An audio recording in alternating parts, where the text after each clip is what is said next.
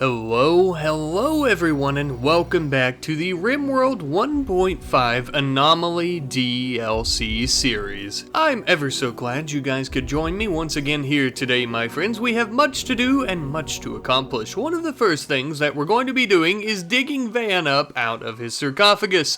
A little strange, I understand, but allow me to explain why we just grabbed our rotting friend and took him all the way to our freezer. There is actually a ghoul resurrection serum. This will actually allow us to resurrect any ghoul that we like, as far as I understand, and I had no idea it was even a thing when Van died, so here we are. Of course, I didn't discover this on my own. No, this was brought to my attention by our good friend Gobbo Girl 713, so thank you very much for that. You've basically saved Van's life. Well, whatever's left of him, at least. As he's been sitting in the freezer for a moment, it looks like the remaining bits and pieces of his skin has decayed.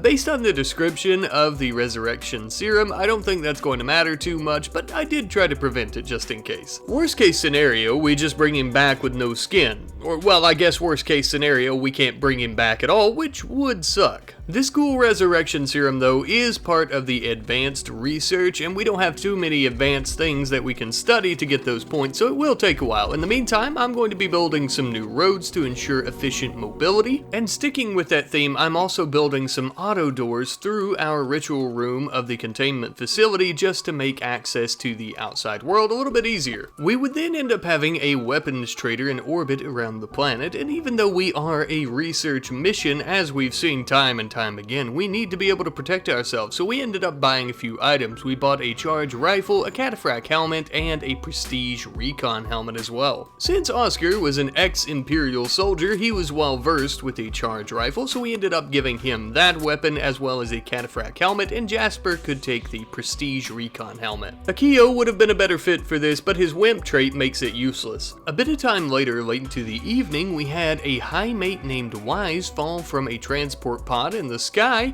We decided that we would capture her and actually begin trying to recruit her. Now, I was planning on rescuing her, but since she's incapable of violence, it doesn't really matter. As you can see, she's not very good at most things, but her social skill is unbelievably high, almost the max, so she would make a perfect warden, and also she could clean our floors. As attempting to recruit her would begin, just as well as our extensive research into the anomaly would continue, I decided that we needed quite the upgrade on our storage room as well as our workshop. The large cavern that we had dug out just below the prison last episode felt like a very fitting place for a much larger workshop and storage room. We were, however, interrupted when we received notification of a psychic ship that had fallen from orbit and a chunk of it had landed nearby, causing a psychic drone. From the base, we could see it illuminating the dark just in the distance like a beacon of light. However, this beacon of light was sure to give us some pretty bad headaches in the very near future, and just as well, it's hard to say what that psychic drone could do to any entities. It could attract them, or it could repel them. We need to get rid of this. As the rain fell in the thunderstorm, our people would muster up the strength to go over towards the psychic ship and begin trying to murder all the mechanoids that had inhabited it. And for the most part, I'll say that this was extremely successful, but that's mostly because the other two Scythers were fighting some visitors that had tried to leave the area. But they weren't doing so hot against the mechanoids, so we decided to come in and give them a helping hand with our firearms. Just as fast as they came out of the ship, we sent them straight to hell. Then we would begin attacking the ship itself, easily destroying it not too long after. There we are, no more psychic ship, no more headaches, no more worries. Now, this brief little skirmish made me realize that we need a safe place for any of our injured members to go and rest so they could get healed up, so we began repurposing our old storage room as a makeshift hospital. It wasn't much for now, but at least it was a clean space where we could try to tend to wounds, maybe perform some operations if need be, and of course in the future we can always upgrade it. Now, with that construction project taken care of, we could focus our efforts on building some shard beacons. Now, if you remember, these beacons actually increase the positive outcome chance of any of these psychic rituals here. Something that would be quite useful as we were now going to provoke the void with another ritual. We could feel the beacons amplifying the power and the darkness of the ritual. The void could really hear us now, and we could really hear it. The darkness was surrounding Moon, beginning to envelop her. It was all she could see, all she could feel. The ritual concluded, and Moon collapsed to the ground. The psychic pulse that was sent out by the ritual will not only attract entities to the area, but apparently it also caused Moon to glimpse something horrifying beyond human understanding. The darkness had shocked her into a coma. But then outside I spotted something horrifying. Fernand was lying dead on the ground. But this was not actually Fernand. This was an unnatural human corpse that was identical to him in every single way, except its skin feels waxy and warm to the touch. Oh dear God, we've really done it this time. Akio would scoop up this corpse and take it into the facility just in case something were to happen, like it sprung to life and tried to kill all of us. He would then actually begin studying it to see what he could figure out. However, after he was finished studying it, I noticed that it somehow appeared outside.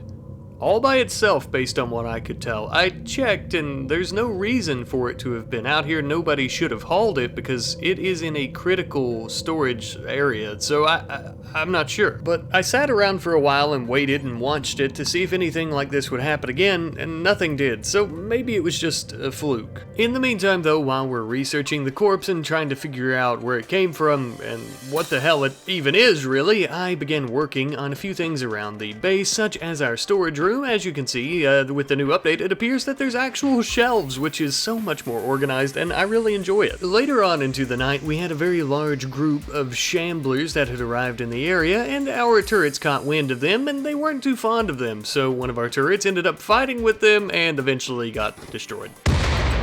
That's okay though, because we can replace that turret. We would actually come in to try and finish the job for the turrets, that way we don't lose any more of them, and also of course it'll be much faster this way, and so it was. Once that little kerfuffle was finally over with, we had finally managed to recruit Wise the High Mate into our ranks as we discussed before, and also like we discussed before, her skills weren't that great, so really the only thing she was good for was cleaning up our ritual room, but that's fine, somebody had to do it. However, immediately after this, shit got really weird. There was a gray flesh tentacle lying in the hallway of the containment facility. The tentacle itself was quickly discovered by Oscar. It resembles human skin stained gray by tiny metallic particles. It must be slot off someone during flesh liquefaction. Someone here may not be what they seem. One of our people are no longer human, or it's very possible that they were never human to begin with. But who could it be? Perhaps it's Fernand. There is literally an unidentified unnatural corpse that is identical to him just lying around. Or perhaps it's Moon. She does have some very concerning interest with the void and the anomaly. Or could it be Oscar himself? A good way to stay ahead of any accusations could be by pretending you were the one that found it, not that it came off of you. We would have Akio begin studying the gray flesh sample. After doing so, he realized that it actually carried a specific biosignature. If we could study enough of these, we could actually learn to detect that biosignature in our samples, and we could actually try to sample every single colonist that we have here, thus we would be able to find out who is the imposter among us. No pun intended. In the meantime though, we're also going to continue our extensive research on the unnatural corpse. After doing so, we did realize some more information about it. Apparently there's an Archotech shard at its core that is psychically linked to Fernand.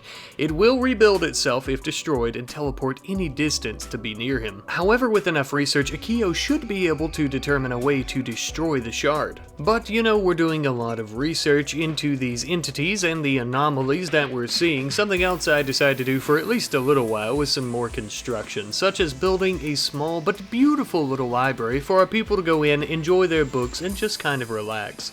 This was interrupted though when one of our entities tried to escape. The finger spike was trying to bust out of its room. But realistically, I'm not going to be complaining because this was the perfect opportunity for us to try out our turret system that we'd set up a few episodes back, and as you can see there, it basically worked worked perfectly, taking the attention away from our people so that they could come in, subdue the creature, and put it back in its cage. Sticking with our theme of construction, though, I decided to plant some flowers because I was getting a little bit sick of this concrete jungle that we're building, and we needed a little nature. I also wanted to mention, as we talked about earlier, during this time Akio was doing all this research and studying, we were also giving him the Void Sight Serum, keeping him loaded up on it to try and help him out with this research. He would, however, take a brief break from all the research to get married. How amazing. Although they are getting married in our little makeshift hospital, which is a little weird. Ah, whatever. As long as they're happy, and at least they can finally sleep together in the same bed now, and we don't have to worry about them having a debuff because they want to cuddle together and they can't. Even though there's still the possibility that one of them is not human. But at the very least, I mean, we ended up getting a multi-analyzer finish, so, you know, that's pretty good. But actually, we can't build it because we don't have near enough gold. Looks like we're going to need to go out on a little bit of a trading mission to purchase some gold. I would end up sending 3 colonists out on this mission, that way it's kind of divided evenly just in case one of them were to show themselves for what they really are. While they were on their way to do their trading, Akio finally figured out how to destroy this corpse once and for all, which will stop it from tormenting Fernand, but also will prevent us from studying it any further. Call me greedy if you must, but this corpse and the monolith are the only 2 things that provide us with advanced research which we desperately need to finish up our ghoul resurrection serum, so at least for the time being, I'm not going to destroy the corpse. I know we've got a lot of stuff going on and I keep bringing up different researches and all these other things, but apparently Moon is pregnant, so adding on to that list is this, which is good, I guess, but I don't know, I fear for her life and the life of the child growing up here. But at the very least, our trade caravan had finally made it back home, and Fugly would begin dumping all of the things that we have gotten from trading in our storage room, such as the Go Juice, as well as all the gold that we needed for our multi-analyzer, which was definitely a bright side of our day as we could finally finish this up, which we did, and now we can begin doing some new research that is much more advanced. However, we currently have a Gore Hulk assault that we're going to have to deal with first. We are learning quite a bit about these creatures as well. We had no idea that they travel in packs like this. But naturally, there was little time to observe this as they were trying to throw their shards directly in our eyeballs, so we immediately were beginning to fire upon them, killing as many as possible. Our barricades and sandbags provided us with a lot of cover, that way we didn't really get all that injured, and finally we ended up finishing off the last Gore Hulk. Ah, finally safe at last. Funny enough, we would actually end up butchering one of these Gore Hulks. I realize that's a little bit strange, but we don't plan on eating it. It actually drops twisted meat, which is a key component in creating ghoul resurrection serum. And no, I haven't completed the research just yet, unfortunately, but I'm just trying to be prepared. Some days later, Fernand began expressing to the others that he feels the unnatural corpse growing rapidly stronger and possibly even beginning to form some type of consciousness. His claims, however, would be shrugged off by the others, especially Akio, who was very keen on studying the corpse, and their decision to ignore Fernand's concerns about this unnatural corpse that had its hold on him would end up being a devastating mistake.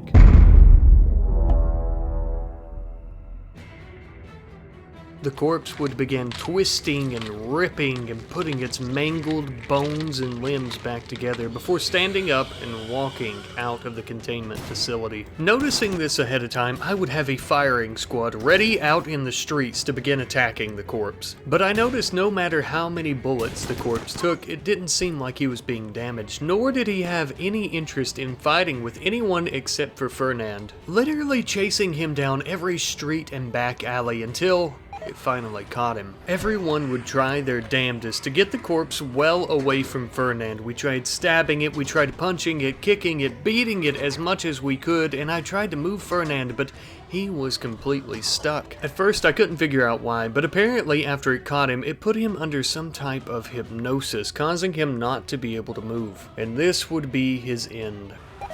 Fernand had died, but something even worse had came from his corpse. A dark, levitating creature that appeared abstract almost, with a sharp metallic body sprang from Fernand's corpse. This repugnant, malicious bastard was extremely strong and extremely deadly. Within just a few hits from its sharp, jagged edges, many of our colonists would fall. Faced with such an overwhelming foe of this magnitude, we would have to run in and grab our colonist and run into the containment facility to try and keep them safe, as well as having Wise and Moon run into the dining room for safety. As we were running away, poor Moonshine the squirrel was coming out, and I didn't notice until it was too late. Thankfully though, the squirrel did not die. Not yet, at least. Since everyone was safe for a moment, I took a second to just kind of read about what this creature was. It is apparently a nightmarish bladed creature known as a metal horror. It appears to be some type of parasite since it comes out of a host.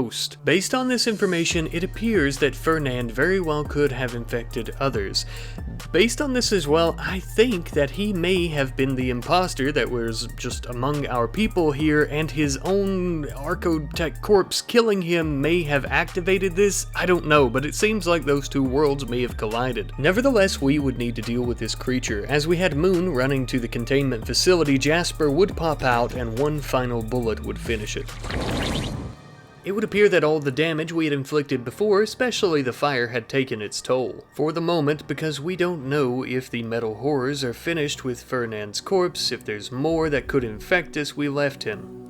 The poor fella laid out in the street with his brain psychically incinerated. An absolutely horrific way to go. On one hand, I wish we would have heeded his warnings, but on another, I'm kinda glad we didn't, because that metal horror could have infected other people and it could have been much worse. Even if he had been controlled by that parasite for a good long while, and it appears that he had been, because it seems that it went through his left eye when he was attacked by a tough spike in the pit. Nevertheless though, he was still our friend, and he deserves a proper burial. And so that's exactly what we intended on giving him. Our poor, brave companion, finally laid to rest. Fernand's tale is one of heroism and bravery, as I mentioned, but it's also a tale of caution. We need to take this more serious. We need to start listening to our people, because the void is not a game. It is not a joke. We would end up having a funeral for poor Fernand, one that was specific and catered to his ideology, which is an ideology that many of our other members actually followed. He was a friend to so many. It was already hard enough, but especially for those who shared his ideology. The only thing we could really do now was celebrate his life and try to keep our morale high. The funeral ended up going quite well. I only hope that the mood buff that they receive from this will help them find peace. What we need now is a sense of unity, not only so we can all survive, but so we can finally finish this research mission. I worry that the recent events that have unfolded could spark some type of animosity between our colonists. Some, such as Jasper and Moon, who know that we need to finish our research mission, and others who may very well want us to just completely shut it down. Fear is always a good motivator, a driving factor in everyone's lives, especially fear of the unknown. Something that very well could control all of our inhabitants and their minds. But fear ye not, my friends, as long as we continue having people around who are willing to research and dive deeper into the anomaly and into the void, we shall continue our extensive mission here, and we shall discover the secrets of the void. About a day or so later, we ended up having a weapons trader that had stopped in. We ended up selling them some of our shabby weapons like our bows, our clubs, our knives, and in exchange we ended up purchasing a prestige recon helmet, again for Moon, as well as a Hellcat rifle for Fugly. Slowly but surely turning this ragtag research team into a proper fighting force that can secure, contain, and protect. Just yet another milestone closer, of course. I must say that I'm quite glad we ended up having that trader and that we ended up buying a new rifle as well as a little bit of armor, because as we were expanding our storage room, we ended up receiving notification that we now have a raid from the Exodus Empire. It also appears that they are literally dropping in right on top of our heads, right in our storage room. As one might imagine, that was extremely no bueno, so I had our colonists rush into the storage room to begin dealing with the threat. I was very afraid because these are elite warriors. Oh. Never mind. Now, I will say their warriors that had landed outside were actually giving my turrets a bit of a run for their money, so I would send our colonist out so we could deal with this threat head on. After doing so, we began unloading our magazines into both of them as much as we really could. Jasper took out his knife and stabbed one in the old gullet, killing him with a fine green mist. The other was a bit of a pansy and tried to run away, but we wouldn't allow that to happen. We couldn't just let them go back and tell their superiors about our defenses. No, we would have to finish them off once and for all. We are truly now a defense force worth mentioning. Just don't mention it to the Empire. But my friends, as the episode winds down to a halt, I would like to thank you all ever so much for watching today's episode. I love you guys ever so much, and thank you for the support as always. I know I say this kind of stuff at the end of every video, and then I go into this rant about how I always say this stuff at the end of the video. Sorry, it cracks me up. I'm being self-aware at the moment, but I do appreciate you guys. I do love you guys. Today has been quite the productive episode, I'll say. A bit of a strange episode, and we've experienced quite a few losses this episode as well, but we are going to stay on our feet, and we shall continue our mission to secure, contain, and protect. Until next time, goodbye.